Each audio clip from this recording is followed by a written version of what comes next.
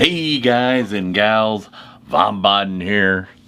Well, over here actually, but I am here with another video for Nightmare Creations, and today's video is last night's dinner. No, just kidding, not last night's dinner, but we're gonna cover what this is and why it's there and all those fun things and how I made it next. So stay tuned.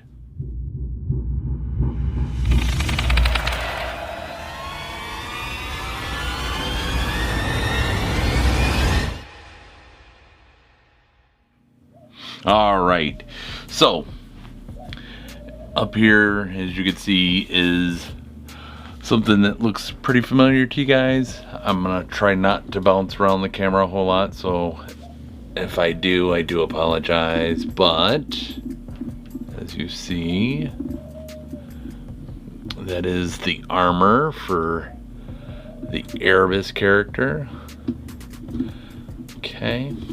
Hopefully that didn't bounce around too much for you guys. Got it on the tripod. So in previous videos where I showed the pauldrons and all that, I didn't like that just sudden dead stop that happened down here. And I wanted it to fit with the character, but I wanted something to kind of take away from that just drastic boom, there it stopped. So what I have here is this wrap, shall we call it, that goes around. I've done some burns and some painting. We'll cover all that here in a minute. That goes all the way around, and this will sit as a kind of a sash around my waist. Also, what I got going on here is I have some, this is my seam where I have my Velcro to open this up.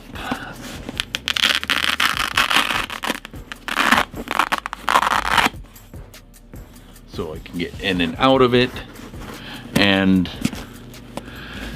I wanted this to kind of help hide that a bit. And what I'm going to do is I'm going to attach some pieces of Velcro on here and on here, and I'm going to make another separate piece of cloth that'll be all painted up and ratted up and torn up and burned up, that will have Velcro that will stick to this, so this will look like a big full knot for the wrap. So that takes the emphasis off of that spot that I absolutely hate over here around the waist, where it was just that dead stop. This is basically 3 pieces of material. The one piece, the back or the inner piece, the piece of material that would be closest to my waist, is approximately 6 inches wide. I can't remember how long this is, but it goes around the entire, as you've seen, around the entire armor. And what I did was I made that piece, then I took this outer piece, which is, I want to say it's either 10 inches wide or it's 12 inches wide. I pretty much almost doubled it to go over this. I took and I measured the inner part. I measured down about 2 inches, and I started the outer part. I made my seam 2 inches down on that. So what I ended up doing was basically making, let me see if I can find a, I took and made a channel like this, a taco that goes around the armor. I glued it with the barge on this side. I was gonna do barge on the outside, but the problem was I didn't want to have too much glue mess higher than what I needed, and this was pretty tight fitting, which is kind of what I wanted. So I ended up just sporadically hot gluing areas that needed it, and it came out pretty nice. So now I've got it glued here and here with the armor sandwiched between. Is how that attaches to the armor. I took then and the other end of the 12-inch, 10 to 12-inch piece, I sewed at the bottom of the inner piece. I'm hoping this is making sense. And what that does is that gives you a lot of material up here to get these pleats and ruffles and swoops and swoons and all of that fun stuff. At the ends, I took and kind of clipped them where they were flat but had some ruffles on the ends. Ironed it all the way down from one end to the other to kind of give these little issues. Went through and to kind of give more interest to some of these, pinned them and went up underneath the pleat and kind of sewed it up so it would hold the indentation, and the ones that are down here same way. Once that was all done, I took it outside and I burned it with actual fire. Burned the sash up here with fire in areas where hot embers and all of that fun stuff would have landed, and burned the material.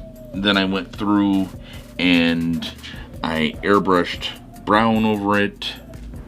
I went back through and did the black. Now when I did the cape, I did more brown than the black, which is unfortunate, but not unfortunate because now I know what I want to do. I wasn't sure if this was going to look grungy enough, and now I know that it will not. I will do my best to post a picture somewhere up here in this area of some of the pictures I took with the cape and the sash on here. The next step is I'll end up making a belt of some sort, probably out of foam, that'll go over this, that'll go to some kind of sack that he would have, this character would have on his hip. And then I can start working on the leg armor pieces. I'm working on the gauntlet too for this. The shield is all furred out and whatnot.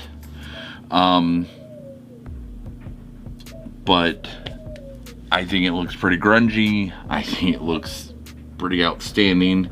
And I'm really looking forward to getting to the next step. Like I said, I'm gonna make the knot for the one side, get the Velcro attached,